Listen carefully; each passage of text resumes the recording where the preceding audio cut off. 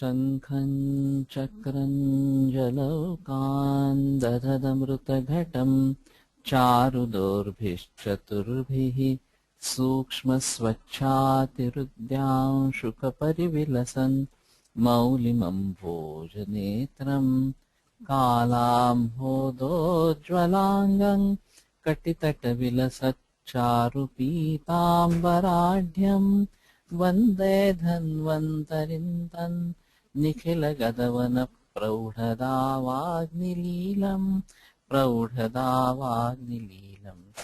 ब्रह्मणो हि समारब्धाम् आत्रेयाद्येषु पूजिताम् अस्मदाचार्यपर्यन्ताम् वन्दे गुरुपरम्पराम् आयुर्वेदरतं वन्दे माधवाख्यं महागुरुम् आयुर्वेदामृतं सर्वं शिष्येभ्यो यः प्रदत्तवान् द्रष्टाज्ञानी दृष्टकर्मा कृतकर्मा तथैव च अध्यापकोऽभिषक्श्रेष्ठो महान् संशोधकस्तथा गुणैरेतैः समुदितैः यत्कार्यं प्रतनोति सः समृद्ध्यर्थं हि कार्यस्य वयं नु प्रयतामहे रागादिरोगाः सहजाः समूला येनाशु सर्वे जगतोऽप्यपास्ताः तमेकवैद्यं शिरसा नमामि वैद्यागमज्ञांश्च पितामहादीन्। तो एलादिको वातकफो विषंच विनियच्छति वर्णप्रसादन कंडू पिटका कोठनाशन यहाँ तक आए थे। श्यामा दंती द्रवंती क्रमुक कुठरणा शंखिनी चरम सावभा स्वर्ण क्षीरी गवाक्षी शिखरी रजनिका छिन्नरोहा करंजः बस्तांत्री व्याधिघातो बहल बहुरसस्तीक्ष्ण वृक्षात् फलानि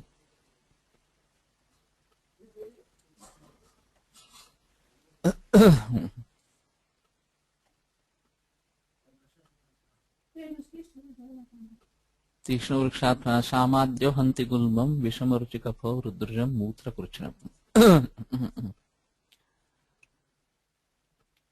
तो ये विरेचन करने वाला है। अभी मैं अहमदाबाद में था तो ये शायद इंटीग्रेटेड विचार है, लेकिन विरेचन शब्द से पुरुष विरेचन और मूत्र विरेचन दोनों को लेना है, ऐसा कुछ लोगों का कहना था।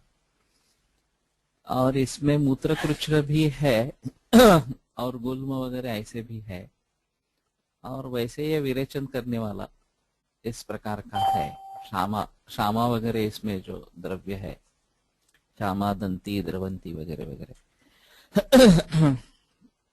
तो उन सभी का कहना था कि जैसे कि हम उधर रोग में विरेचन देते हैं, उसी प्रकार मूत्र विरेचन का भी द्रव्यों का इस्तेमाल होना है, ऐसा कुछ वैद्यों का कहना था। और वैसे देखा जाए तो रुद्रजा मूत्रकृच्छ्र शिर हृदय और बस्ती, इन तीन मर्मों का एक दूसरे से संबंध है, इसलिए वो त्रिमर्मीय अध्याय जो चरकाचार्य ने लिखा है उसके हिसाब से। तो उस बात को ध्यान में रखते हुए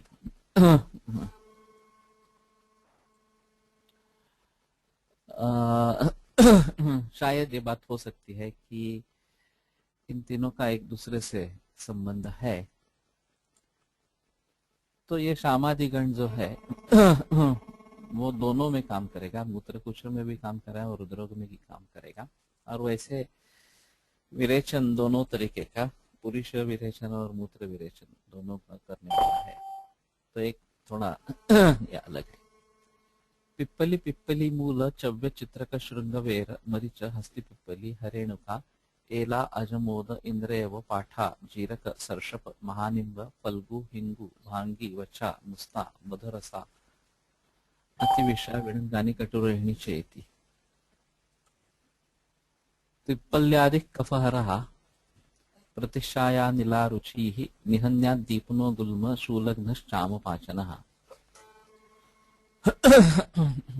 तो ये अष्टांग हृदय में नहीं लिया गया है, अष्टांग संग्रह में ये अलग है। तो इसमें पहले तो षडूषण है, पंचकौल, और उसके साथ मरीच भी है, और बाकी भी द्रव्य प्रायः कटुरस, कटु, विपाक, उष्ण, वीर्य इस प्रकार का है। तो कफहर, प्रतिष्ठाय, वात, अरुचि और गुल्म, शूलग्न, आमपाचन इस प्रकार का है ये। और पिप्पल्यादि जो अर्श चिकित्सा में उसका तेल आया है, उसमें जरा देखना पड़ेगा कि अंतर कितना है। वो भी एक बार देखेंगे तो ज्यादा अच्छा रहेगा। पंचविंशतिरित्युक्ताः वर्गास्तेषु तु अलाभतः युञ्जात् तद्विदमन्यच्च द्रव्यञ्जयात् अयौगिकम्। तो ये पंचविंशति वर्ग बताए गए, और उसमें से जो द्रव्य मिलेंगे नहीं, उनके जगह में उनके जैसे काम करने वाला दूसरा द्रव्य जोड़ दे, और जो द्रव्य अयौगिक लगे कि इसमें ठीक नहीं लग रहा किसी मरीज के हिसाब से, तो उसको छोड़ दे। तो ये एक अहम चीज है कि केवल इन सभी का एक साथ ही उपयोग इसमें वास्तव में गण जब बताते हैं तो अपेक्षित है, लेकिन उसमें भी कुछ द्रव्य मिलते नहीं है, तो उसी प्रकार काम करने वाला दूसरा कुछ द्रव्य डालने की अनुमति है। और अगर हम मानते हैं कि इसमें से कुछ द्रव्यों को निकाल दिया जाए तो भी ठीक है। कई दफा मैंने महातिक्तक घृत के द्रव्यों का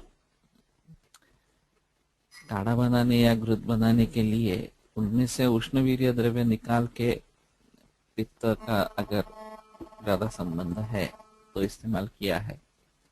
तो द्रव्यंजयात अयौगिकम, जो अयौगिक माने द्रव्य को जिस द्रव्य को, उसको निकाल लेवे और जो यौगिक है दूसरा भी कुछ द्रव्य जो इसमें बताया गया नहीं है डायरेक्टली, उसको इस्तेमाल करे ऐसा थोड़ा सा रहेगा। एते वर्गा दोष दूषाद्यपेक्ष्य कल्कक्वाथ स्नेह लेहादि युक्ताः पानेनस्येन्वासनेन्तर बहिर्वा लेपाभ्यंगैर्घ्नन्ति रोगान् सुकृच्छ्रान्। तो दोष दूष्य इत्यादि की अपेक्षा से कल्कक्वाथ स्नेह लेह आदि युक्ताः एते वर्गाः पानेनस्य अन्वासने अंतः बहिः वा लेप अभ्यंगैः सुकृच्छ्रान् रोगान् विधन्ति, इस प्रकार का अन्वय है। तो दोष दूष्य इत्यादि की अपेक्षा से कल्कक्वाथ इत्यादि कल्पनाओं से पानन से अनुवासन इससे अंतः बहिः वा लेप अभ्यंग, इस प्रकार से कुछ साध्य विकारों को ये दूर करते हैं, ऐसा इनका मतलब है इस श्लोक का। सौभाग्य से केरल वाले बहुत कंपनियों के ये गण अवेलेबल है कषाय कल्पना के हिसाब से, आर्गवधारी हो, आसनादि हो, विधारी आदि का घृत भी अवेलेबल है। तो परुषकादि का परसों बात निकली थी, और परुषकादि शायद हम रिनल फेलियर में इस्तेमाल कर सकेंगे, तो परुषकादि का अवलेह अवेलेबल है ऐसा भी बताया गया है। तो यह हमारे लिए सौभाग्य की बात है कि कंपनियां इसको ला ही रही है बाजार में, तो सीधा उनका प्रयोग करना यही सिर्फ रहेगा। सिर्फ फर्क ये रहेगा कि किस प्रकार से इस्तेमाल करना है, किस कल्पना को इस्तेमाल में लाना है, ये सोचना पड़ेगा। तो कल्कक्वाथ स्नेह वगैरह जो है उसमें जो यौगिक कल्पना रहेगी उसका इस्तेमाल करना, ये एक चीज है। और किस रूट से देना है, कौन से मार्ग से देना है, नस्य देना है, अनुवासन देना है, या लेप अभ्यंग वगैरह ऐसा कुछ करना है ये भी देखना पड़ेगा। तो इसमें जो छूट है वो हमारे लिए अच्छी है। इति षोडशोऽध्यायः। अथ सप्तदशोऽध्यायः। अथातो द्रव्यादि विज्ञानीयम् अध्यायं व्याख्यास्यामः।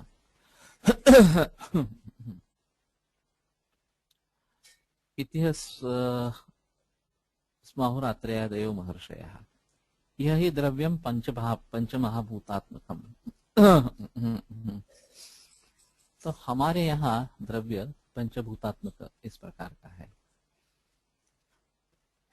तो इसका कारण हमारे यहाँ है, ये एक चीज हुई, और दूसरी चीज हमारे हिसाब में पंचमभूतात्मक है, ये है।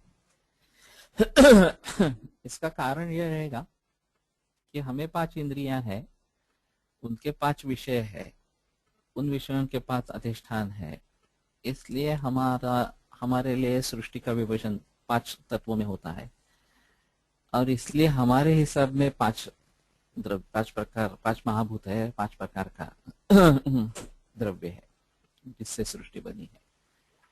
अगर किसी प्राणी को 2 ही इंद्रिय है तो उसके लिए सभी सृष्टि का बंटवारा 2 ही तत्वों में होगा। 3 इंद्रिय है तो 3 तत्वों में होगा, और अगर मानो कि 10 है तो 10 तत्वों में होगा। तो मानाधीना में सिद्धि जो हमारा प्रमाण है उसके आधार पर प्रमेय की सिद्धि होती है। और तस्माद इंद्रियम प्रत्यक्ष प्रमाणम, प्रत्यक्ष का साधन या प्रमाण जो है वो इंद्रिय खुद है। तो हमारे 5 इंद्रिय है, इसलिए सृष्टि पंचमहाभूतात्मक इस प्रकार की है। तस्य अधिष्ठानम पृथ्वी, उसका जो अधिष्ठान है वो पृथ्वी है। योनि है उदकम, उसकी उत्पत्ति स्थान जो है वो उदक है। ख अनिल अनल समवायान निर्वृत्ति विशेष,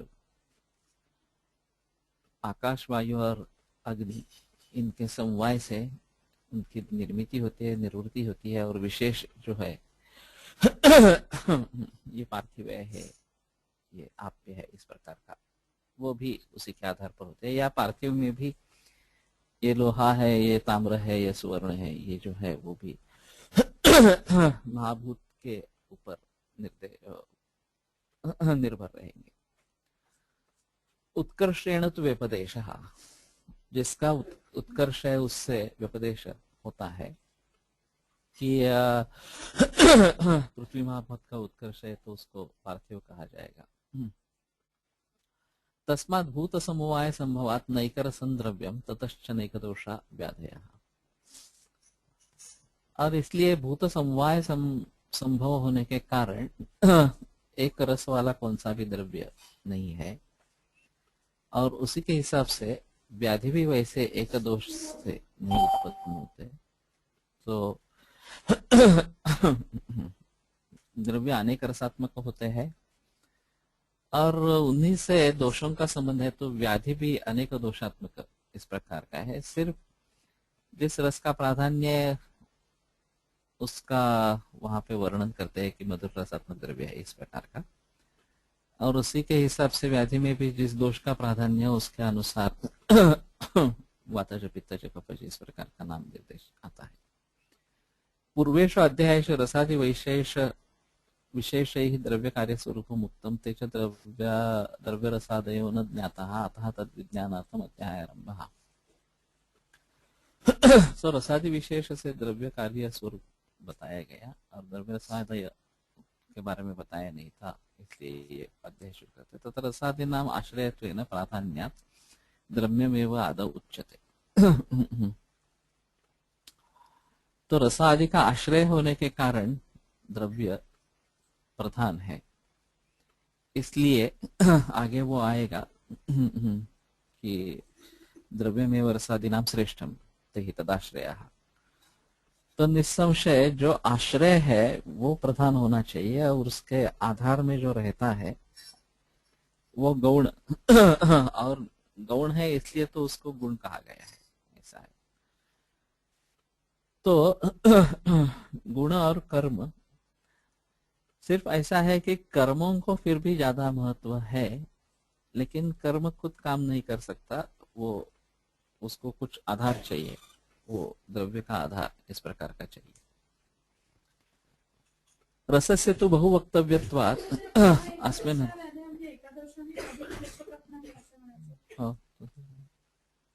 एका होत नाही म्हणण्यापेक्षा सर्व दोषांचा संबंध असतो व्याधीमध्ये, निर्मितीमध्ये, पण विपदेशस्तु भूयस न्यायाने जास्त प्राधान्य त्याचा निर्देश असतो। रसस्य तो बहुवक्तव्यत्वात् अस्मिन् अध्याये किंचित सूत्रणम द्वितीय तो निर्णयः। रस के बारे में बहुत सारा बताना है, इसलिए यहाँ पे सिर्फ सूत्रण किया है और उसका निर्णय जो है वो अगले अध्याय में करते हैं। वीर्यादिनां तो अत्रैव, वीर्य वगैरह का जो है वो यहीं पे करते हैं। तच्च द्रव्यम पंचभूतात्मकम पंचमी महाभूतैः आरब्धमित्यर्थः। पंचभूतानि पृथिव्यप्तेषु एवाकाशानि लोके प्रसिद्धानि। आकाशस्य तु शून्यात्मनोऽपि गुणाश्रयत्वात् पृथिव्यादिवद् एव भूतत्वं द्रव्यारम्भकत्वं च विज्ञेयः। तो आकाश यद्यपि शून्यात्मक है, तथापि वो शब्द गुण का आश्रय है और इसलिए इसका भूतत्व भी है और द्रव्यारंभकत्व भी है। तथा च नभो भागादिके द्रव्ये अवयव निवीर्ण भावाद्यभावेन स्वरूपम अजद एवं नभा कारणता याति। तो जिसमें आकाश महाभूत का प्राधान्य है, इसमें अवयव निविड़ भावादि अभाव, अवयवों का निभिड़ न होना, उसका अभाव होना, ये जो आकाश का स्वरूप है वो उसका त्याग न करते ही आकाश जो है वो कारण हो जाता है। तो जिस द्रव्य में आकाश महाभूत का प्राधान्य इस प्रकार का रहेगा, उसमें निबिड़ भाव का अभाव इस प्रकार का। ऐशांच भूतानां परस्पर वैलक्षण्य भाव हेतुत्वं पंच संख्यावत्वंच भाव स्वरूपान्वय व्यतिरेक समधिगम्यम। तो इन महाभूतों का परस्पर वैलक्षण्य जो है, उनको भावों को, उनमें भावों को निर्माण करने की जो क्षमता है, जो सभी सृष्टि पंच महाभूत से बनी है, और पंच संख्यावत्वम, और पांच संख्या उसकी होना, सीमित होना, ये भाव स्वरूप अन्वय व्यतिरेक समधिगम्य। तो उसका जो भाव स्वरूप है और अन्वय व्यतिरेक, जैसे कि मैंने बताया, हमारे दृष्टि से हमें पांच इंद्रिय है, इसलिए सृष्टि का विभाजन हम पांच तत्वों में करते हैं। तो हम जब पढ़ रहे थे तो उस समय में ये बताते थे कि उस समय में ये लिखा गया है, अभी तो एलिमेंट्स 92 थी, फिर उसको 107 108 कुछ बन गई है और अभी 127 बन गया, और अभी फिलहाल मैंने सुना तो 135 ऐसी कुछ हो गई है, और कुछ दो नए द्रव्यों का भी खोज हुआ है जो बहुत टेम्पररी फेज में रहते हैं वगैरह वगैरह। लेकिन मॉडर्न फिजिक्स का जो दृष्टिकोण है वो अलग है। ये हमारे मनुष्य मात्र के हिसाब से ये दृष्टिकोण इस प्रकार का है। तो पांच इंद्रिय इसलिए ये, और अन्वय व्यतिरेक इसका मतलब है कि यत् सत्वे यत् सत्वम यद भावे यद भावः, इस प्रकार का। तो पांच ही है, कम ज्यादा नहीं है। और अन्वय व्यतिरेक से सिद्धि करती है। ननु पृथिव्यादयः केन प्रकारेण कारणतां तत्र गच्छन्ति इत्याह तस्य द्रव्यस्य अधिष्ठानम् आश्रयः पृथ्वी। तो पृथिव्यादि उसका अधिष्ठान है और इसलिए वो कारण है इसमें। साहि गुडुच्चादयः आहारादि उपयोगिनो द्रव्यस्य उपलम्भेन प्रधानं कारणम्। तो गुडुच्चादि जो सभी सृष्टि में उपस्थित औषध के रूप में इस्तेमाल में आने वाले द्रव्य और आहार आदि द्रव्य, ये सब द्रव्य से उपलम्भेन प्रधानं कारणम्। तस्य च गुडुच्चादयः सर्वस्यैव द्रव्यस्य अम्बु योनिः। तो इन सभी द्रव्यों के, आहार द्रव्य हो या औषध द्रव्य हो, अम्बु या जल योनि है। यु मिश्रणे धातु तस्मिन् योनि ऋतु रूपम भवति। तो योनि शब्द की व्युत्पत्ति दी है।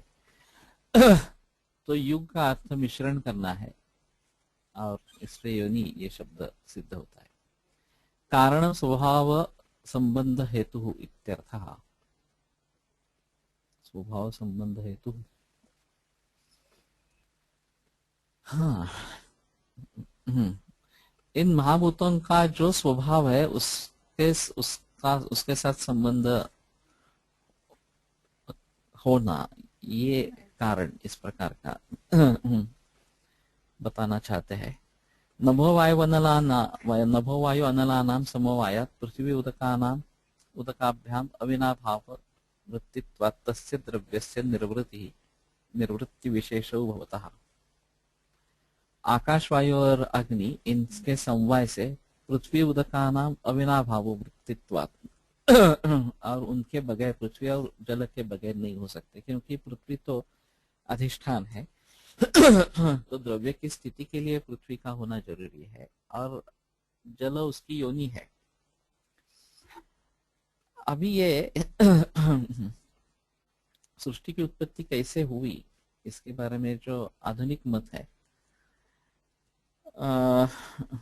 उसको अगर समझने की कोशिश करेंगे तो ये पूरा ब्रह्मांड किस प्रकार से बना है, ये ध्यान में लेना जरूरी होगा। सर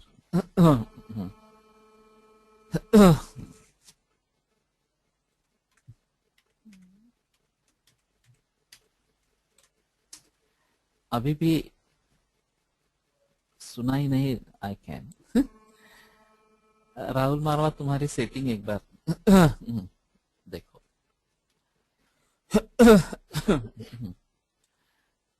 तो जो ब्रह्मांड है, इसमें जो हमारी सूर्यमालिका है, उसमें एक पृथ्वी ग्रह है जहां पर हम रह रहे हैं, और इस ऐसे बहुत सारी सूर्यमालिकाएं एक आकाशगंगा में है, और ऐसे बहुत सारे आकाशगंगाएं हैं जो एक दूसरे से दूर जा रही है, 200 से ज्यादा ऐसी कुछ है। तो अभी ये पता चला है कि टेलीस्कोप्स वगैरह के द्वारा इस प्रकार की सद्य स्थिति है, और एक सूर्यमालिका में अनेक ग्रह, उनके उपग्रह और उनका भ्रमण चल रहा है। तो वास्तव में ये आकाश में, आकाश नहीं होता तो ये कुछ भी पॉसिबल नहीं होता, क्योंकि ये शून्यता इसमें है, तो दूसरे चीजों को संचार करने के लिए, उस अपनी स्थिति को दर्शाने के लिए ये पॉसिबल है।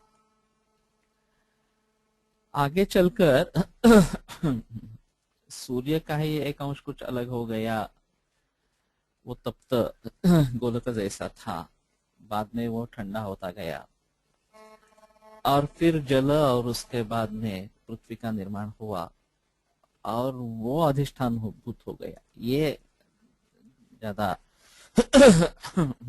कठिन दिक्कत वाली बात है, और उसमें आकाश और वायु का भी सहयोग मिल गया, तो बाह्य सृष्टि इस प्रकार से बनी, ये है। और यावंतो ही लोके मूर्तिमंतो भाव विशेषः तावन्तः पुरुषे, इस सूत्र के आधार पर वैसे ही शरीर भाव शरीर में निर्माण हुए हैं, और इन सभी में चूंकि हम पृथ्वी लोक पर है, पृथ्वी हमारा अधिष्ठान है। तर्क संग्रह में हम देखेंगे तो सूर्यलोक वगैरह भी बताया गया, आदित्य लोक, और तेजस शरीर जो है वो आदित्य लोक में है, जलीय शरीर जो है वो उस प्रकार के लोक में है। तो ये कल्पना कर सकते हैं कि हम पृथ्वी पर रहते हैं, और इसमें पृथ्वी अधिष्ठान है, इसलिए हमारा शरीर भी पार्थिव इस प्रकार का है। तो इसी के आधार पर बाकी लोगों की कल्पना कर सकते हैं इस प्रकार से है। तो भली भांति अगर इसको समझ पाते हैं, पृथ्वी महत्वाचं प्राधान्य असलेलं नाही.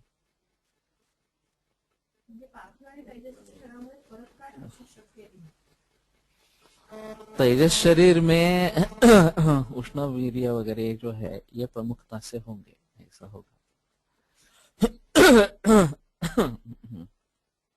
हमें अनुमान लगाना ज्यादा मुश्किल है इसके बारे में कि तेजस शरीर किस प्रकार का होगा, जलीय शरीर किस प्रकार का होगा. लेकिन ये बताया गया है तर्क संग्रह में. और सृष्टि को अभी अगर हम देखते हैं और इतनी सूर्य मालिका है, आकाश गंगाएं हैं वगैरह वगैरह, तो एक संभव है कि कहीं किसी प्रकार का इसका दूसरा लोक होगा जो आदित्य लोक है, वरुण लोक है, इस प्रकार के. तो वहां वो अलगता से देखना इस प्रकार का पड़ेगा.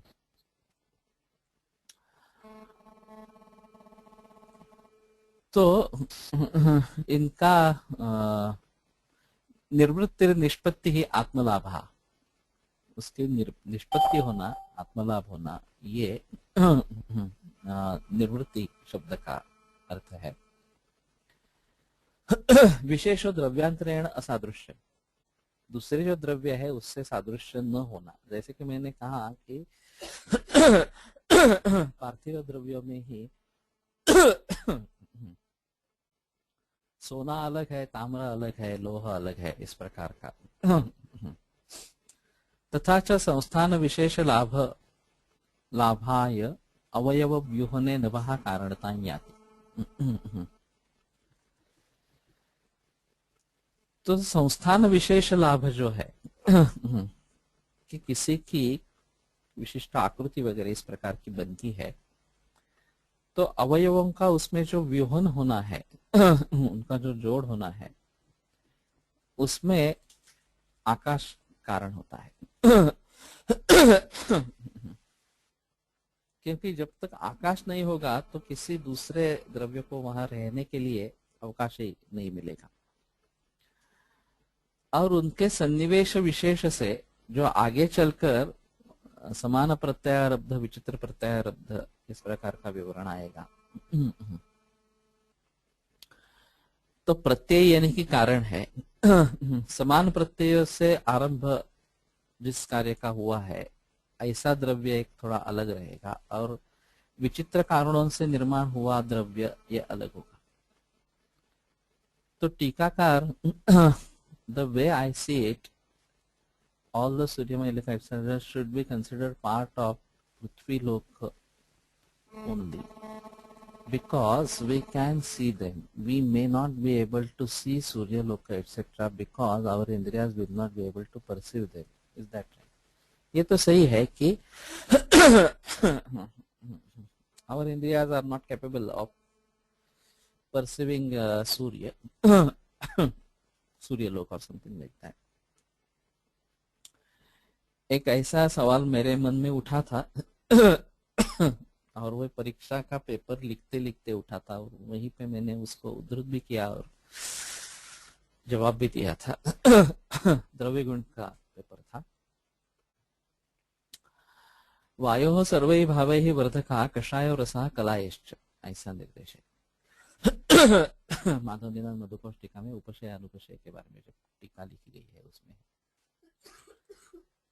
तो सर्वहि भावे वर्धका, कषाय रस किस प्रकार के हो सकता है? कषाय रस में पृथ्वी और वायु ये महाभूत है, और वैसे वायु को ज्यादा निकट आकाश और वायु वाला तिक्त रस होना चाहिए. तो कषाय रस यहाँ पे सर्वहि भावे वर्धका इस प्रकार कैसे आया, ऐसी शंका मेरे मन में उस समय में उठी. और मैंने उसमें ऐसा लिखा था कि शायद हम पृथ्वीलोक पर है. तो पृथ्वीलोक में वायु को बढ़ावा देने के लिए पृथ्वी और वायु महाभूत प्रधान कषाय रस सबसे प्रधान होगा. तिक्त रस जो इसमें आकाश और वायु महाभूतात्मक है, वो शायद वायुलोक में वायु को बढ़ावा देने के लिए सबसे बेहतर होगा इस प्रकार का। ये भी इसमें देखना चाहिए कि ये टीकाकार का मत है, इसको मूल रूप से आधार कहाँ पे मिलता है कि कषाय रस सबसे प्रधान वायु को वर्धन करने वाला है इस प्रकार का। लेकिन चीज ऐसी है उसमें, कटुतिक्त कषाय 3 वात को वर्धन करने वाले हैं। उसमें कटु उष्णवीर्य है तो वो वायु के विपरीत गुण वाला होता है थोड़ा हिसाब से, लेकिन फिर भी उसमें वायु तत्व है। तिक्त रस में भी वायु तत्व है और आकाश की जोड़ है, तो वो कषाय रस के मुकाबले ज्यादा वायु को बढ़ावा देने वाला होना चाहिए था, लेकिन बताया गया है कि कषाय रस इसमें ज्यादा प्रधान है। तो शायद ये बात हो सकती है कि हम पृथ्वी पर रहते हैं और ये अधिष्ठान है, इस बात को ध्यान में रखते हुए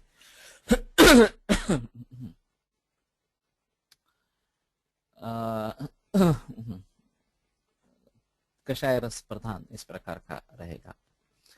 तो मैं बात कर रहा था कि ये जो व्यूहन है वास्तव में ऐसा है कि ऑर्गेनिक केमिस्ट्री, इनऑर्गेनिक केमिस्ट्री हम पढ़ते हैं, विशेषतः ऑर्गेनिक केमिस्ट्री में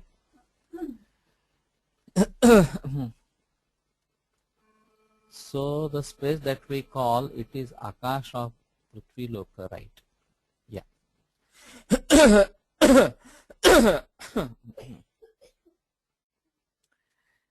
लेकिन ऐसा है कि पृथ्वी लोक का आकाश कहने के बजाय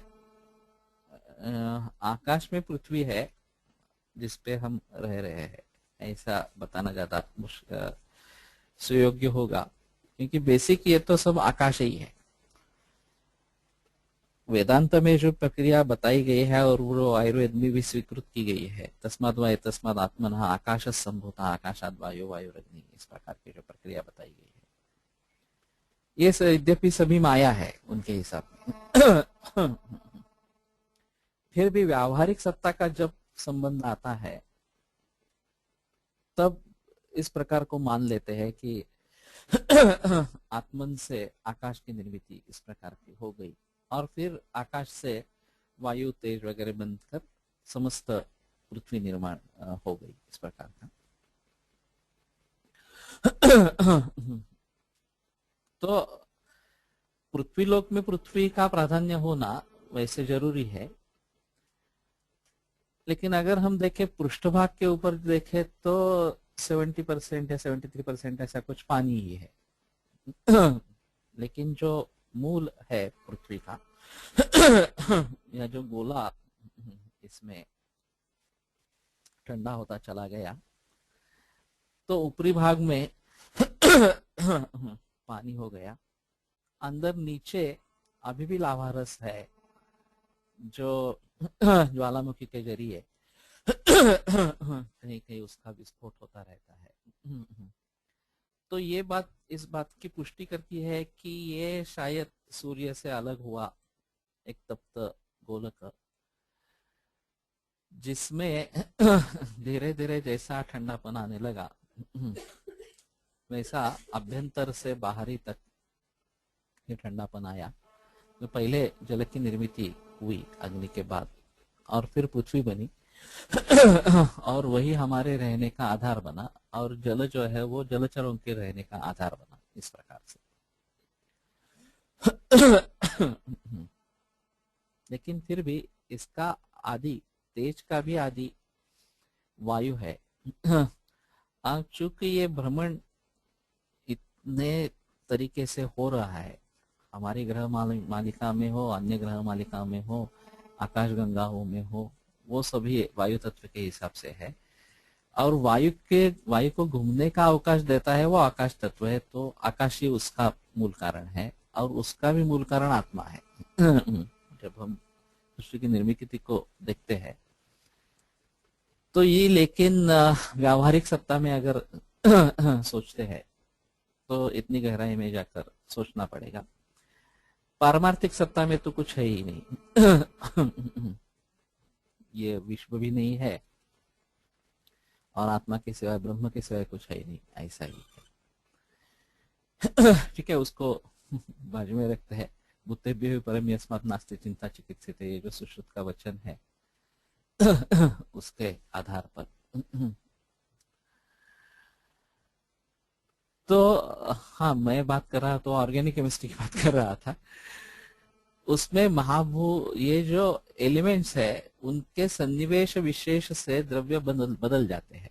ये तो हमने ऑर्गेनिक केमिस्ट्री में, मैं इंटर साइंस में था, वही सीखा, उसी समय सीखा था। और फिलहाल जो लड़के 12वीं कक्षा में होते हैं उनको वो सब पढ़ने में आता है। So the space that we call it is Akash of no, okay, पहले वाला क्वेश्चन। शायद यहाँ जो पंचीकरण होता है इसके बारे में मूल ग्रंथों से सीखना ज्यादा अच्छा होगा। तो हम द्रव्यों के गुणकर्मों के बारे में अच्छी भली बात बता सकेंगे। उसमें दो मेजर ग्रुप्स होंगे, एक समान प्रत्यारब्ध और दूसरा विशिष्ट प्रत्यारब्ध। समान प्रत्यारब्ध में द्रव्य गुण और कर्म में एक दूसरे के हिसाब से अनुकूलता रहेगी, और विचित्र प्रत्यारब्ध द्रव्य में रस को निर्माण करने वाले महाभूत अलग और द्रव्य को निर्माण करने वाले महाभूत अलग, ऐसी स्थिति होने पर उनके कार्य अलग अलग इस प्रकार के होंगे। और ये तिल वगैरह के उदाहरण से टीकाकारों ने स्पष्ट किया है। शीतम वीर्येण यद द्रव्यम मधुरम रसपाकयो हो, मधुर रस मधुर विपाक और शीत वीर्य इस प्रकार का है, तो दोनों एक दूसरे को सहायता करने वाले हैं, एक दूसरे के मिलजुलने वाले हैं। लेकिन अगर ऐसी स्थिति नहीं है तो इन द्रव्यों का अलग से विचार करना पड़ेगा। और चूंकि नई संहिता का जो मैं नई संहिता की जो मैं बात कर रहा हूं, इसमें ये भी अहम मुद्दे हैं कि सृष्टि में अच्छे यावत जो पदार्थ है उनका ज्ञान अग्निवेश आदि को कैसे हुआ, वो योग सामर्थ्य से हुआ है, ऐसा उनका कहना है। इतिहास मौरात्रेयादयो महर्षया इस सूत्र की टीका चक्रदत्त लिखते हैं, तो वो पूछते हैं कि कथम अग्निवेश इस प्रकार के सकल परमाणु ज्ञान प्राप्त कर सकता है। मुनियो ही निखिल ज्ञानशालिनः पुरुषातिशया उच्चन्ते। मुनि जो है वो ही सभी ज्ञान रखने वाले पुरुषों को पीछे करने वाले या उनसे आगे बढ़ने वाले उस प्रकार के होते हैं। तो शायद सभी द्रव्यों के बारे में इस प्रकार का ज्ञान अगर होता है कि उनकी रचना किस प्रकार से हुई है, तो उसके आधार पर सभी द्रव्यों के गुणधर्मों के बारे में हम बता सकेंगे। और भारत के बारे में अगर हम सोच रहे हैं या विदेशों के बारे में सोच रहे हैं, तो इस्तेमाल में आने वाली कौन सी चीजें हैं उनके गुणकर्म क्या है, उनमें द्रव्य में जो शरीर में जो परिवर्तन होंगे दोष धातु मल के ऊपर जो उनका असर होगा वो किस प्रकार का होगा, और आगे चलकर रोग की निर्मिति किस प्रकार से होगी, और उसको दुरुस्त करना है तो किन प्रकार के औषधीय द्रव्यों का इस्तेमाल करना है, और विदेशों में भी इस प्रकार के औषधीय द्रव्य किस प्रकार से खोजने हैं।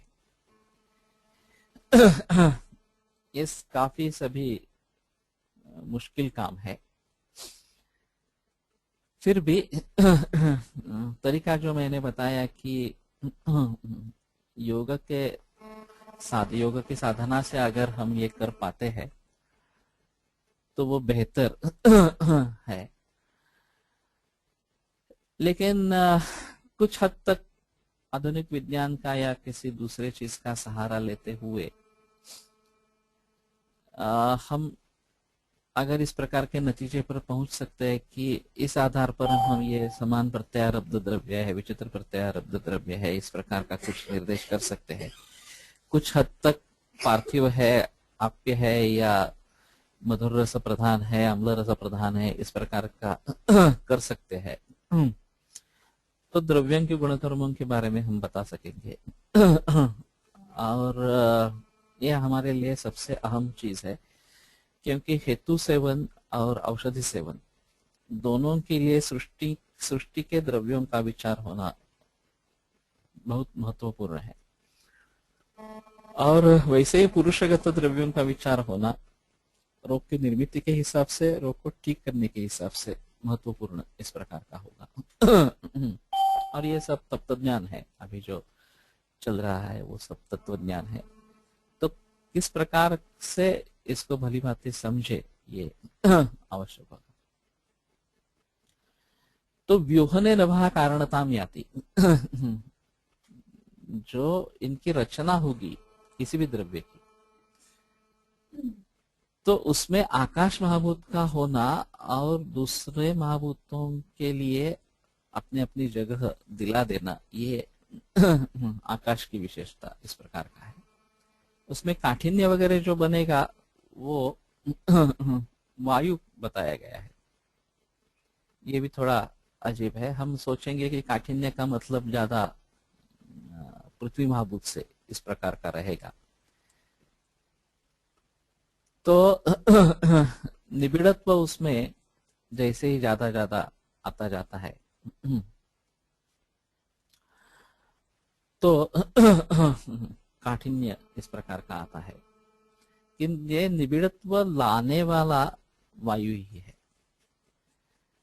परमाणुओं का संयोग करना व परमाणुओं का वियोग करके उसको विरल बनाना, ये दोनों वायु के अधीन इस प्रकार का है। तो मृदुता और काठिन्य ये वायु के अधीन है।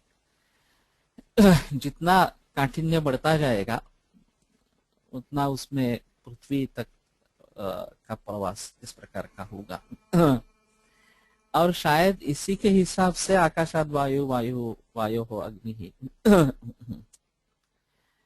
वायु में विरलता ज्यादा है, अग्नि में नजीक आना शुरू होता है, उससे आगे जल में, और उस सबसे ज्यादा जो है वो पृथ्वी में है। और इसीलिए तत्र द्रव्यम गुरु स्थूल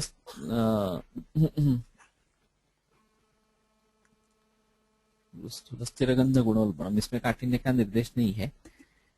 लेकिन काठिन्य ये पृथ्वी महाभूत का ही विशेष इस प्रकार का रहेगा। लेकिन हमारे यहाँ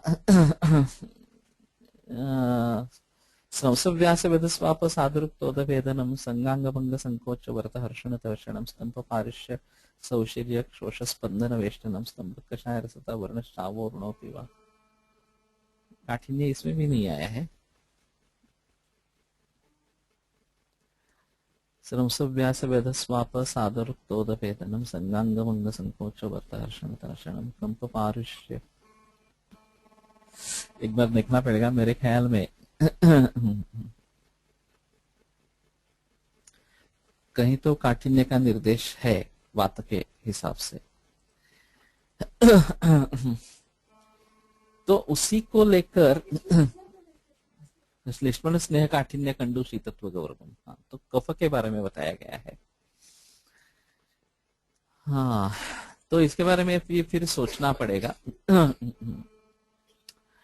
कि जैसे जैसे संहति बढ़ती जाएगी तो उसमें उसको इकट्ठा रखने में कफ का रोल ज्यादा रहेगा।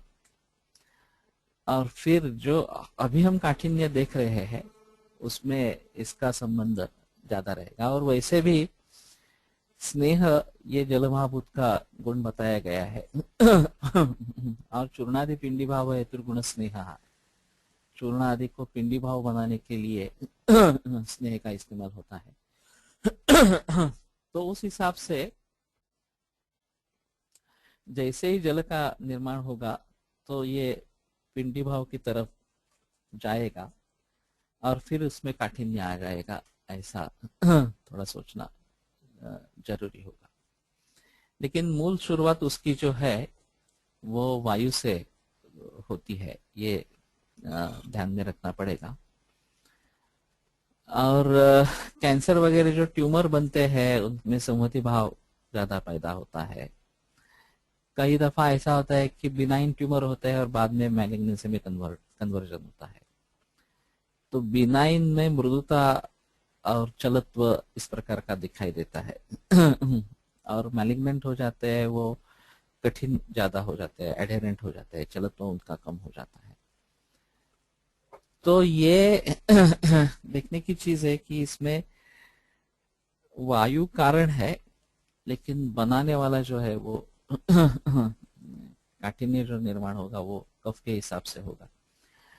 शायद ये पंचमहाभूत, त्रिदोष और धातु वगैरह इनका जो मेल जोल है उनके बारे में गहराई से सोचे। जो अभी त्रिस्कंद कोश के रेफरेंसेस को इस प्रकार के देखना है, इसमें ये अहम चीज इस प्रकार की होगी। तेजा प्रसाद लभ्याः च अंकुराद्यवस्था विशेषाः।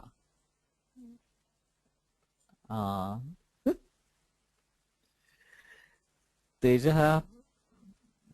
प्रसाद लभ्या, ये शायद एक शब्द बनाएंगे तो ज्यादा अच्छा रहेगा। तेज प्रसाद लभ्य अंकुरादि अवस्था विशेषाः। तो परिणमन जहां पे शुरू होता है उसमें तेज महाभूत की विशेषता है। तो उत्पादन सामग्री है और इसमें तेज प्रसाद अगर हो जाता है तो अंकुर आदि का निर्माण होता है, अंकुर आदि अवस्था का निर्माण होता है। सो जन्म का संबंध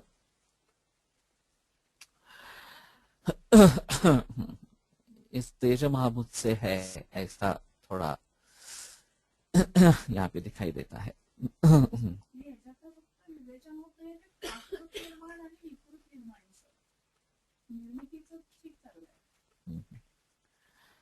प्राकृत निर्माण और विकृत निर्माण किस प्रकार का होता है, ऐसा सवाल पूछा था।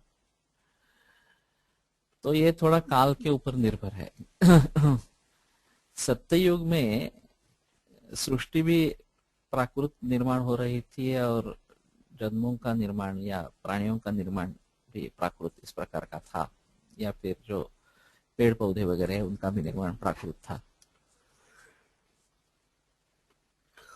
भ्रष्यति कृतयुगे इस प्रकार का जो धर्म का एक पद लोप हो गया इस प्रकार का, और अधर्म बढ़ने लगा। तो फिर धीरे धीरे विकृति का निर्माण आरंभ हो गया, और अभी हम उसकी चरम सीमा में है कलियुग में। तो सिर्फ एक ही पांव पर धर्म के हम ये सभी स्थित है, और इसीलिए विकृतियों का निर्माण ज्यादा इस प्रकार का है। तो इसमें ये देखने की चीज है कि बीज है, मानो मिट्टी है, पानी है, उसमें जनन क्षमता है, लेकिन जब तक ये सारे भाव इस प्रकार से जुड़ नहीं जाते तब तक अंकुरोत्पत्ति उसमें से नहीं होगी। व्यक्तता जो है उसकी वो नहीं होगी। इसलिए इन्होंने सेंद्रिय और निरिंद्रिय इस प्रकार के विभाजन किया सृष्टि का। सेंद्रियम चेतनम द्रव्यम, निरिंद्रियम अचेतनम, और जिसमें इंद्रिय है वो चेतन है और जिसमें इंद्रिय नहीं है वो अचेतन है। तो पत्थर मिट्टी वगैरह में अचेतनत्व है क्योंकि उसमें इंद्रिय नहीं है, और पेड़ पौधे या प्राणी सृष्टि में चेतनत्व है क्योंकि इसमें इंद्रिय है। लेकिन उसकी अभिव्यक्ति तभी होगी जब सभी सामग्री उसके लिए उपस्थित होगी। तो चैतन्य का आविर्भाव उसमें हो जाएगा, इस प्रकार का है। और इसमें प्राकृत निर्माण होना, विकृत निर्माण होना, ये बाकी भावों पर इस प्रकार का निर्भर रहेगा।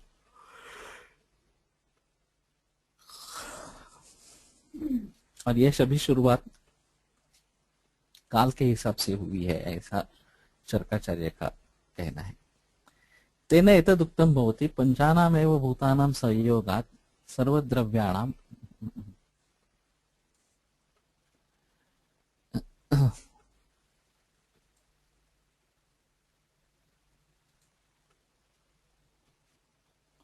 आहारादि उपयोगिनां संभवः तेषामेव भूतानां एकादि तारतम्यादि संयोग विशेषेण द्रव्याणां परस्पर व्यावृत्ति। तो एक आदि के तारतम्यादि संयोग विशेष से द्रव्यन से परस्पर व्यावृत्ति होती है। तो अलगता जो है, एक द्रव्य दूसरे से अलग है, ये भूत महाभूत जो है उनके तारतम्यादि संयोग विशेष से ये होता है। यश्च पार्थिवं द्रव्यम आप्यम इति व्यपदेशः स भूयसा प्रभुतेन महाभूतेन जन्यते। ये पार्थिव है या आप्य द्रव्य है, ये जो निर्देश होता है वो जिस महाभूत का प्राधान्य उसके आधार पर होता है। तेन पंचसु मध्ये यद अधिकम तदीयम व्यपदेशम प्राप्नोति इत्यर्थः। तो पांच में से जिस महाभूत का आधिक्य हो उसका व्यपदेश उसको मिल जाता है। एवं सर्वस्य द्रव्यस्य पंचभूतात्मकत्वात् सर्वरसत्वम्। सभी द्रव्य पंचभूतात्मक होने के कारण सर्वरस है। यतो या इयं षट् संख्या परस्पर विलक्षणा रसानां निष्पत्तिः सह महाभूतानां विशेषकृता। जो ये षट संख्या परस्पर विलक्षण इस प्रकार जो रस है, उनकी जो षट संख्या है वो महाभूतों के विशेष पर निर्भर है। चरक में भी मीमांसा अध्याय 1 में षट्वं रसानां परस्परेण असंसृष्टानां एवंच त्रित्वं दोषाणां परस्परेण असंसृष्टानां, इस प्रकार का बताया गया है। और ये मूल रूप में है पृथ्वी लोक पर, इस प्रकार का। और फिर उन्हीं के परम्यूटेशन कॉम्बिनेशन से विभिन्न प्रकार के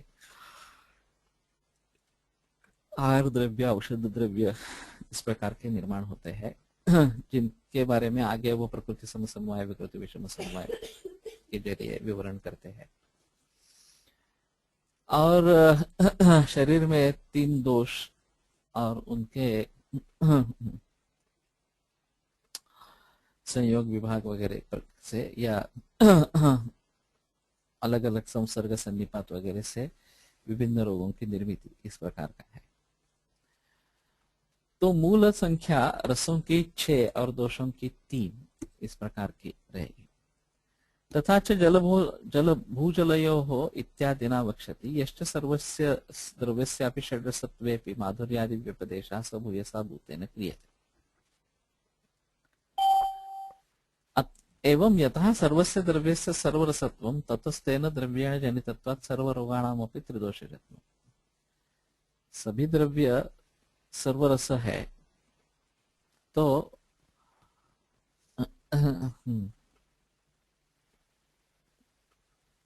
तज्जनित जो विकार है सर्वरोग वो भी त्रिदोषज है। यस्मात् रोगाणां दोषाः कारणं तेषां च रसाः ते च रसाः सर्वे एव एकस्मिन् द्रव्ये स्थिताः द्रव्यस्य रसजनकभूत निष्पादितत्वात्। तो रसजनक जो महाभूत है उनसे निष्पादित द्रव्य है और उसमें ये सब रस है और ये दोष रोगों के और तथा दोषों के कारण है।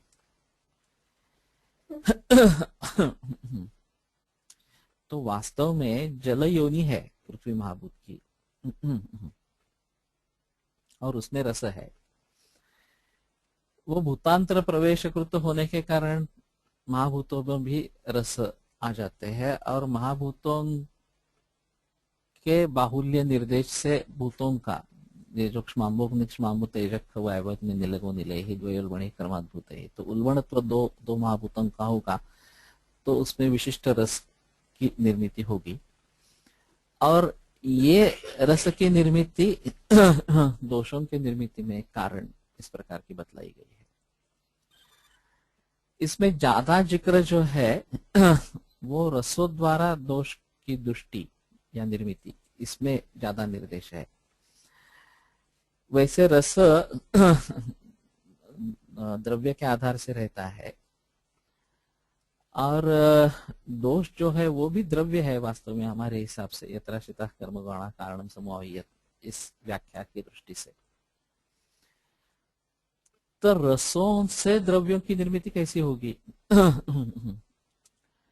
तो इनका कहने का मतलब यह है कि रसों से होती है, यानी कि रस जिस द्रव्य के आश्रय से रहता है वो तो लेना ही पड़ता है, रस वैसे हम ले नहीं सकते।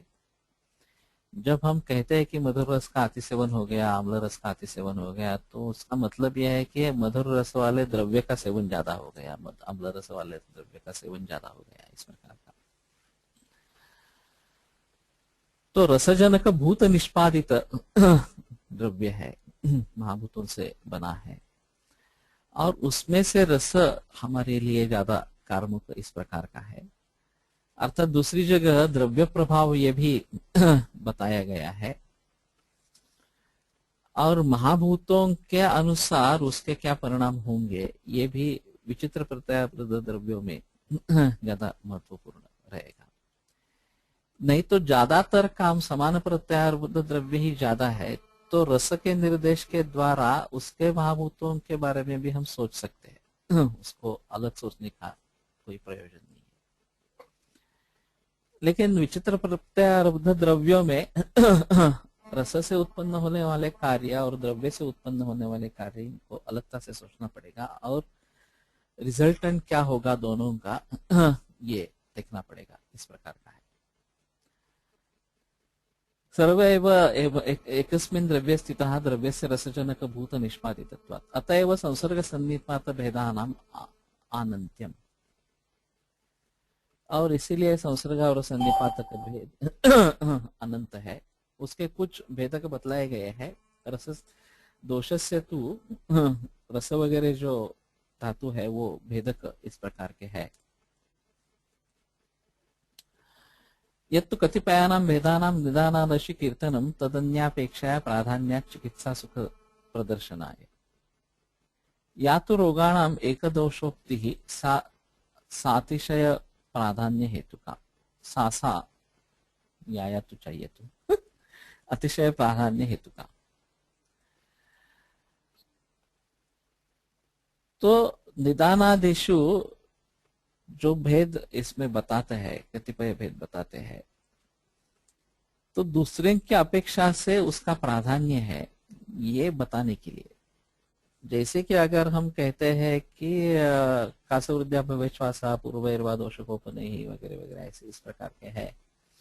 आमातिसावमोथु इस प्रकार के रोगों का वगैरह निर्देश किया है, या रजोधूम वगैरह वगैरह इस प्रकार का निर्देश है। तो उसमें अतिशय ख्यापनार्थम इस प्रकार का द्रव्य जो है वो इसके लिए उसका प्राधान्य इन रोगों में है, ये सूचित करने के लिए है।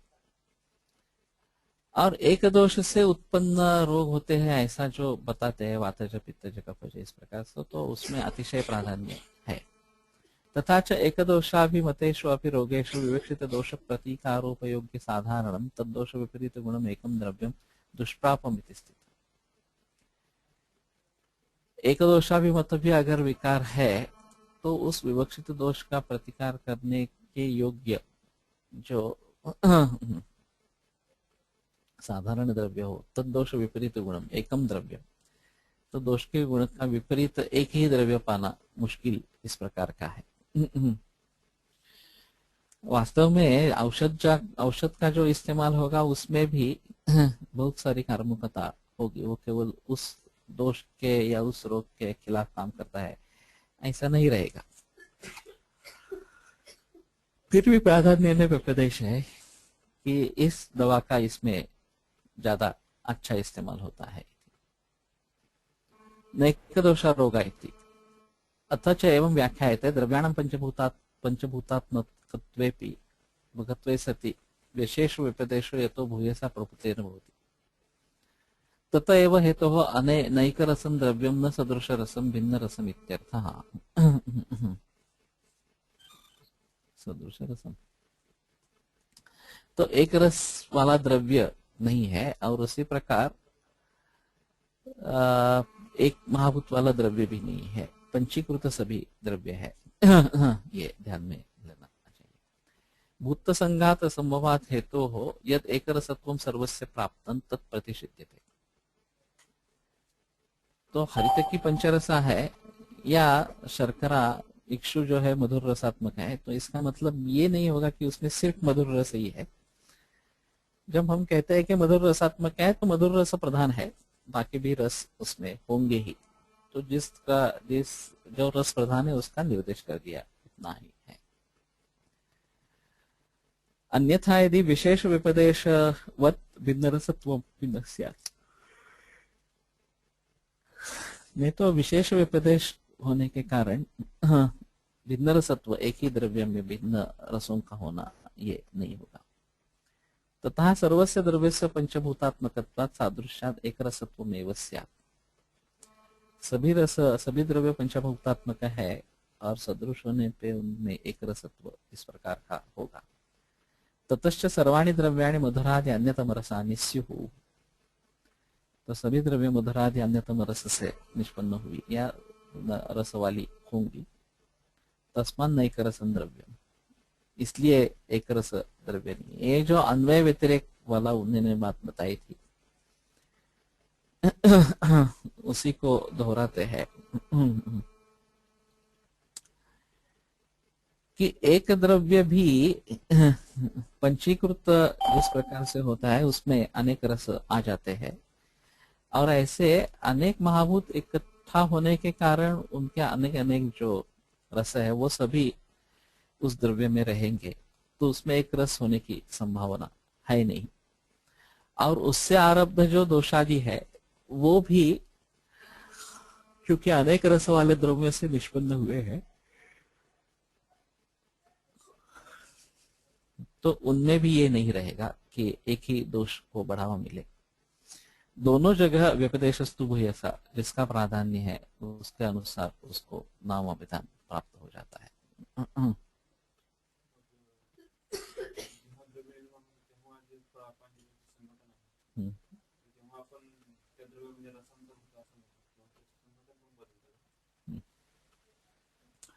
यहाँ एक सवाल ऐसा पूछा गया है कि संस्कार से जब गुणांतराधान होता है तो उसमें द्रव्यांतर होता है या नहीं होता है।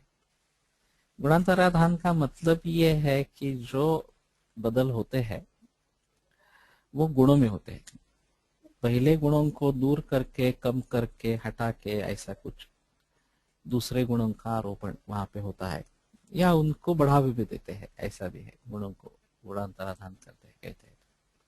लेकिन गुणांतराधान इसका मतलब ही है कि द्रव्य वही है, उसमें दूसरे गुण आरोपित हो जाते हैं।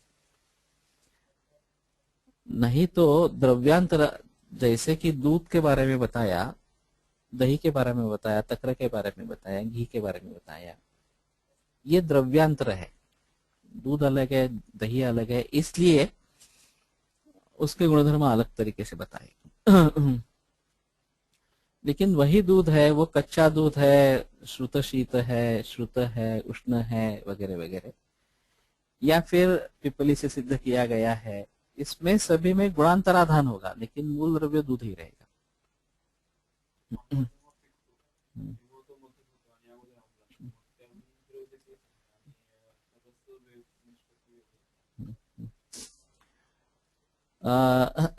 आम्र का उदाहरण लिया है, कच्चा आम और पका आम, इसमें द्रव्य तो आम ही है, लेकिन फिर भी गुणधर्म में उस पर फर्क है। तो जहां जहां इस प्रकार के गुणधर्मों में अंतर आ जाता है तो उनका स्पष्ट रूप से निर्देश देते हैं। जहां ऐसा होने की संभावना नहीं है, इस प्रकार की यह अवस्था है विभिन्न, और अवस्थाओं के हिसाब से ये काल सापेक्ष है, और अवस्थाओं के हिसाब से गुणांतराधान हो जाता है इस प्रकार का। लेकिन फिर भी गुणांतराधान ही है, उसको अलग द्रव्य नहीं कहते।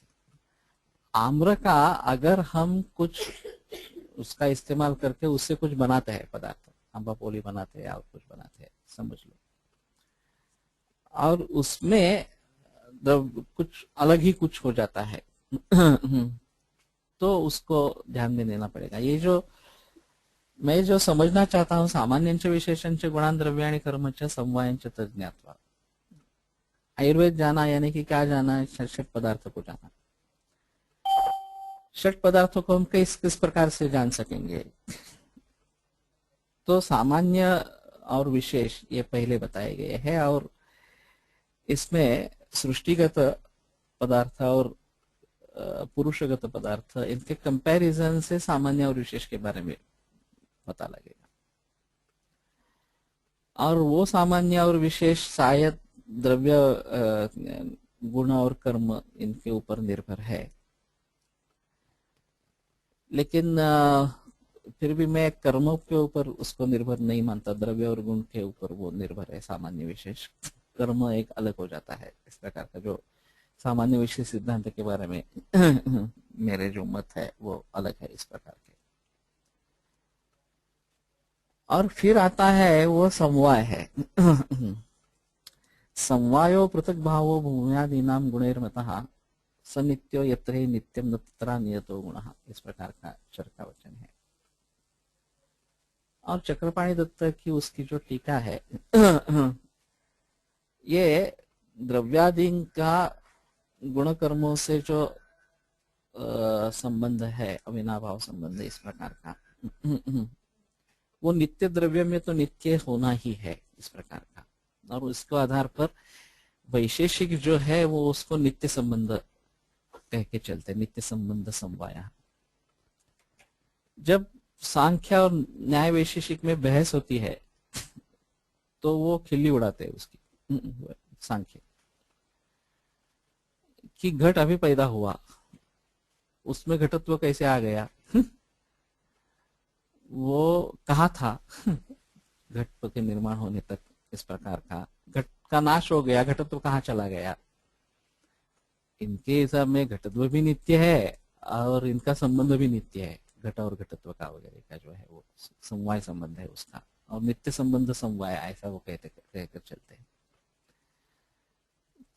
तो ये काफी दिलचस्प बातें हैं इसमें लेकिन सही नित्यम वो जो संबंध है वो नित्य द्रव्य के बारे में नित्य समवाय इस प्रकार का रहेगा, अनित्य द्रव्यों के बारे में शायद ये कहना होगा कि ये समवाय संबंध भी अनित्य है ऐसा चक्रपाणि दत्त की टीका से जो अर्थ निकलता है, साक्षात निर्दिष्ट नहीं है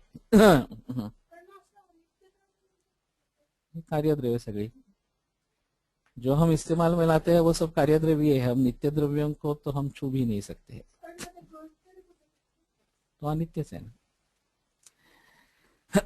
हमारा सब कारोबार जो चलता है सृष्टि में, आहार के रूप में हो, घर के रूप में हो, किसी रूप में हो, वो सब कार्य द्रव्य है, और उनसे उनके द्रव्य गुणों का जो संबंध है वो शायद अनित्य है, और इसलिए गुणांतराधान पॉसिबल नहीं, तो गुणांतराधान कैसे होगा। अगर द्रव्य और गुण का संबंध अविनाभाव संबंध जैसा है, एक के बगैर दूसरा रह ही नहीं सकता, एक के बगैर दूसरा हो ही नहीं सकता इस प्रकार का, तो पहले गुरु गुण था वो उसको खत्म कर दिया, उसमें लघु गुण का आरोपण कर दिया, ये कैसे हो सकता है। तो शायद समवाय संबंध के बारे में अलग तरीके से सोचना पड़ेगा कि समवाय संबंध जो वैशेषिकों ने नित्य संबंध बताया है वो केवल परमाणुओं में जो स्थित गुण कर्म है या परमाणुओं से संबंध जो जाति है वो संबंध उनका नित्य है कारण द्रव्यों में। जब हम कार्य द्रव्यों के बारे में सोचते हैं तो वो उतना पक्का नहीं है जिसमें परिवर्तन आ सकता है, और इसलिए गुरु गुण को घटाकर लघु बना सकते हैं या लघु गुण को, हाँ वो अलग चीज है लेकिन परिवर्तन हो सकता है ये इसमें अहम चीज है। और तभी संस्कार गुणांतराधानम ये कर पा सकते हैं। इसलिए द्रव्यांतर और गुणांतर इसमें अंतर रहेगा। और जिसमें द्रव्यांतर हो जाता है, दूध का दही बन जाता है, तो उसके संबंध में गुणकर्म अलग ही हो जाते हैं, निर्माण होते हैं। तो उनके बारे में दही एक अलग द्रव्य करके सोचना चाहिए। और सिर्फ दूध को हम सुवर्ण सिद्ध करते हैं, पिपली सिद्ध करते हैं, वगैरह वगैरह गर्भ करते हैं, वो सिर्फ गुणांतर है। और समवाय संबंध अगर नित्य होगा कार्य द्रव्य, तो फिर मुसीबत होगी। और ये घटके उदाहरण को लेकर चलते हैं और उनको कोसते हैं। वैसी स्थिति आरंभवाद में है, सत्कार्यवाद और आरंभवाद में है। तो सत्कार्यवाद में वैशेषिक उनको टोकते हैं कि अगर तंतुओं में पट है तो भले हम तंतु को ही ओढ़ लेवे, पट बनाने की क्या आवश्यकता है। मिट्टी में ही अगर घट है तो मिट्टी का ही इस्तेमाल करें, उसी में पानी डाले, घट के निर्माण की क्या आवश्यकता है। तो ये उनको समवाय संबंध के बारे में कोसते हैं और वो वैशेषिक उनको सत्कार्यवाद के बारे में कोसते हैं। और आयुर्वेद ऐसा है, दोनों का इस्तेमाल करता है। ये बड़ा अजीब है। कोलटकर जी ने किसी एक बुजुर्ग वैद्य को सवाल पूछा था, वो उनको कहा गया था कि ये इनको प्रतिचरक कहते हैं। तो कोलटकर जी ने एक सवाल पूछा कि ये इस प्रकार के बहुत विभिन्न तत्वज्ञान को लेकर आयुर्वेद ने अपना तत्वज्ञान कैसे बनाया, सत्कार्यवाद कहाँ, आरंभवाद कहाँ, दोनों का मिश्रण सिद्धांत दोष सिद्धांत में आ गया इस प्रकार का। तो एकदम चुप हो गए वो। जिनको पूछा था, जिनको प्रतिचरक कहते थे, उन्होंने कभी इस प्रकार का सवाल सुना भी नहीं था, उसके बारे में सोचा भी नहीं था। तो शायद हमारे हिसाब में अगर देखा जाए तो ये षट पदार्थों को हम कैसे जाने, ये अहम चीज है। और इसी प्रकार से अगर हम सृष्टि के बारे में और पुरुष के बारे में सोच सकते हैं, तो कौन सा भी समय हो, अभी कलयुग का कुछ चरण चल रहा है, अभी 10,000 वर्षों के बाद और कुछ होगा, तो भी स्थिति क्या होगी और किस प्रकार से रोग के आर के बारे में सोचना है, इसके बारे में हम कह सकेंगे। और युगानुरूप संदर्भ विभाग न करिष्यते, इस प्रकार की जो संहिताओं का निर्माण होना है, वो एक बात मूल रूप से इसमें ध्यान में आ जाएगी षट पदार्थों की, तो उसके बारे में हम बता सकेंगे। ऐसा है।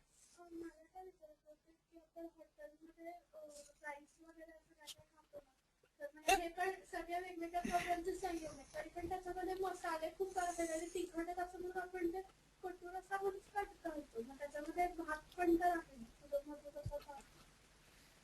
सवाल ऐसा पूछा गया है कि होटल में हम पुलाव वगैरह ऐसा कुछ खाते हैं, वेजिटेरियन बिरयानी पुलाव वगैरह, तो उसमें बहुत सारे द्रव्य होते हैं, समावेश होता है, संयोग होता है, और हम उसको लेकर चलते हैं कि ये विधाई है क्योंकि मसालों का ज्यादा इस्तेमाल है, लेकिन मूल द्रव्य उसका राइस है।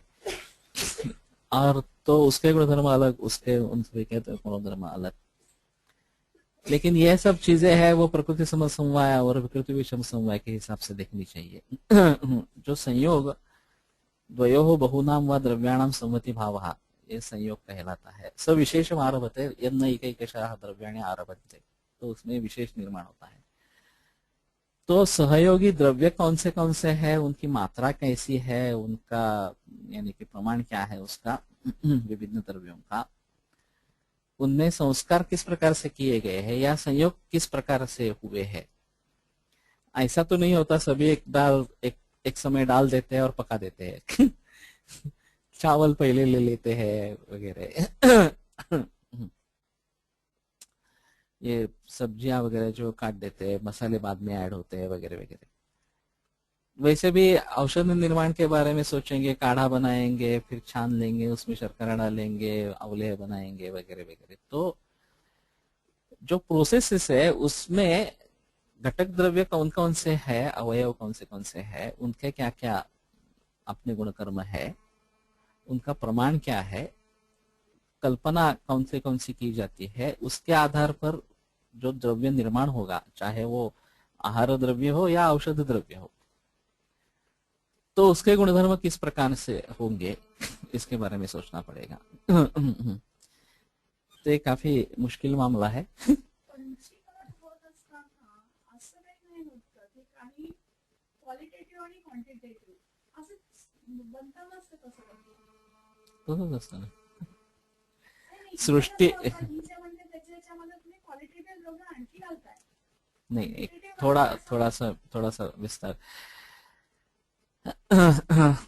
द्रव्यों का निर्माण मूल रूप से जो द्रव्य है वो वैशेषिक के दृष्टि से पृथ्वी जल तेज वायु, इनके परमाणु और आकाश, ये मूल द्रव्य कारण द्रव्य है। वो निर्माण नहीं होते, नित्य है। सांख्य के दृष्टि से देखा जाए तो ये सब प्रकृति से इसका निर्माण हुआ है, तामस अहंकार से। और वेदांतों की दृष्टि से देखा जाए तो आत्मा से सभी पंचमहाभूतों का निर्माण हुआ है, तो उनके हिसाब में भी अनित्य है, सांख्य के हिसाब में भी अनित्य है। और इसमें सृष्टि वाले जो घटक जैसे हम उनको पाते हैं उस प्रकार से निर्माण होते हैं, उसमें भी ये पंचमहाभूत का रोल कब कैसे होगा, उसके आधार पर वो कैसे बनेंगे, ये सब रहेगा। और फिर अभी रासायनिक खाद वगैरह डालते हैं तो उसका परिणाम क्या होगा, यह और अलग चीज है। प्रिजर्वेशन उसका किस प्रकार से होगा, और फिर जब हम संस्कार करने लगते हैं उनके ऊपर पकाने के लिए, खाना बनाने के लिए, उसमें संयोग संस्कार किस प्रकार से करते हैं। तो मूल द्रव्य से लेकर जो एंड प्रोडक्ट जिसको हम इस्तेमाल करते हैं खाने के हिसाब से हो या औषधियों के हिसाब से हो, ये सब कार्य द्रव्यों के ही खेल है। ये जो सब पसारा है वो सब कार्य द्रव्यों का ही है, और उसमें बहुत सारी विभिन्नता है, बहुत सारे परम्यूटेशंस कॉम्बिनेशंस है, और द्रव्यांतर होता है, गुणांतर होता है, ये सब देख लेना चाहिए और फिर उसके आधार पर निर्णय करना है। तो जब आयुर्वेद बताता है कि हिताहित क्या है, आयुष के लिए हित क्या है अहित क्या है, ये हित कैसे निर्धारण करे उसका, तो जो द्रव्य गुण कर्म है उसके आधार पर करेंगे, ऐसा ही है। शरीर वाले द्रव्य गुण कर्म और सृष्टि वाले द्रव्य गुण कर्म, इनके आधार पर हित और अहित का निर्देश इस प्रकार का होगा। तो समवाय के बारे में मेरे थोड़ी अलग राय है। वैशेषिकों के समवाय पदार्थ का यहाँ इस्तेमाल उतना नहीं है जितना नित्य द्रव्यों के बारे में है। कार्य द्रव्यों के बारे में अलगता से सोचना पड़ेगा इस प्रकार के। अतएव हेतु रोगापि दोषस्य व्यवधानेन द्रव्य हेतुत्वात् द्रव्य विशेष भिन्न रसत्वच्चतेपि नैक दोषाः, अन्यथा ज्वराणाम् अन्येषां द्रव्य हेतुत्व सामान्यात् सदृश दोष अपर पर्यायम् एक दोषत्वं स्यात्।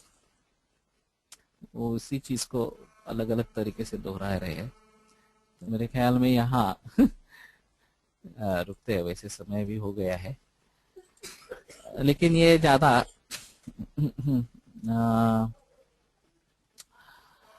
सिद्धांतों की बात है, लेकिन ये बहुत महत्वपूर्ण है। और ये जो अध्याय है खास करके इसमें मैं ज्यादा समय ले लूंगा क्योंकि इन सभी बातों को समझना मेरे लिए भी बहुत आवश्यक है, सभी लोगों के लिए आवश्यक है। तो देखते हैं। आयुर्वेद प्रकांडो निगदित इह हि शल्यतंत्र प्रधानः, शीर्षेभ्यः शाश्वतोऽयं निखिल जन कृपा व्याप्त चित्तेन येन आयुर्वेदस्य वाञ्छन् पुनरपि भुवने ताञ्च सुष्ठु प्रतिष्ठां श्रेष्ठं धन्वन्तरिं तं प्रणमति च सदा वैद्यवर्गो हि नूनम्, वैद्यवर्गो हि नूनम्। विलोक विलोक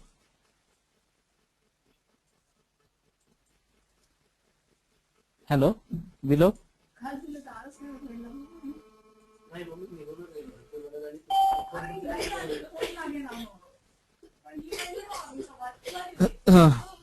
तर ते उशिरा मी हात मारली. मागायला हात मारली. पण मामांचं बिलो आम्ही झालो. मला काय वाटलं की नाही, तुम्हाला मी आधी फोन केला तर तुमचा BSNL